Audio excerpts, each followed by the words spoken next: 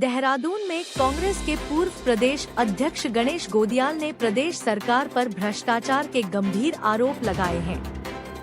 पत्रकार वार्ता में उन्होंने कहा कि भाजपा सरकार का कार्यकाल भ्रष्टाचार से भरा रहा है और कुछ मंत्रियों के पास आय से अधिक संपत्ति है।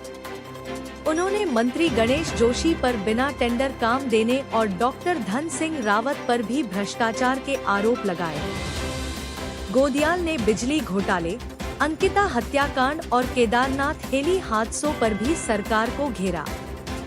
कांग्रेस ने जल्द आंदोलन छेड़ने का ऐलान किया है। की मैंने देखिए अभी कुछ दिन पहले 4-6 दिन पहले की बात है, ज्यादा लंबी नहीं, 4-6 दिन पहले ही मैंने सरकार को चेताया था, आगाह किया था।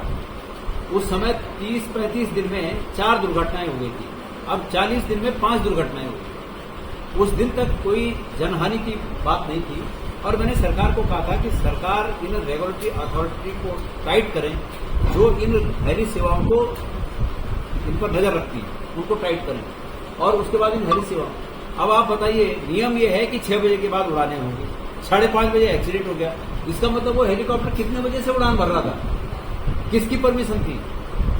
और इस बात से ये स्पष्ट होता है कि यहां भी सरकार भ्रष्टाचार में डूबी हुई है। सरकार हेली सेवाओं द्वारा, हेली सेवा की जो कंपनियां हैं, इन कंपनियों के द्वारा जो उन्हें सुविधा मिल रही होगी, इस सरकार को जो सुविधा मिल रही है अनेक रूपों में, उस सुविधा के बदले यात्रियों की जान को जोखिम में डालकर उन्हें कुछ भी करने की छूट दी गई है। यही इसका एकमात्र कारण है। अदरवाइज रेगुलर चेकिंग होती है कि नहीं, इंस्ट्रूमेंट जो एविएशन मशीन्स हैं, उन मशीनों के जो पार्ट्स होते हैं उनका एक लिमिटेड लाइफ टाइम होता है कि इतने घंटे की उड़ान के बाद उसको बदलना ही है। बहुत से ऐसे पार्ट होते हैं उसमें, चाहे वो अच्छा ही है पर बदलना ही है उसको।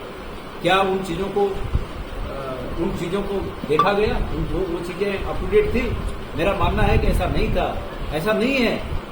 वो किसी ने ठीक लिखा है सोशल मीडिया पे कि जैसे देहरादून के टेम्पो भागते हैं ना, इधर से उधर, उधर से उधर, वही हाल हेलीकॉप्टर का हो रखा है। कोई उन पर नजर नहीं है, कोई कुछ नहीं है। मैंने ये बात कही है कि सरकार को सुविधाएं दो, सरकार के अनुरूप काम करो, सरकार की इच्छाएं पूरी करो और उसके बाद लोगों की जान को जोखिम में डालना, यही मुझे लगता है कि यही वहां पर हुआ है।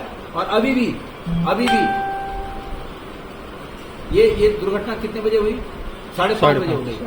और अगर आप कल माननीय मुख्यमंत्री जी का पेज देखेंगे तो इस दुर्घटना की सूचना पर उनके द्वारा जो शोक व्यक्त किया गया, उससे पहले 5:30 और उस समय से पहले उन्होंने कई पोस्टें डाली हुई हैं कि आज ये कार्यक्रम होगा, वो होगा।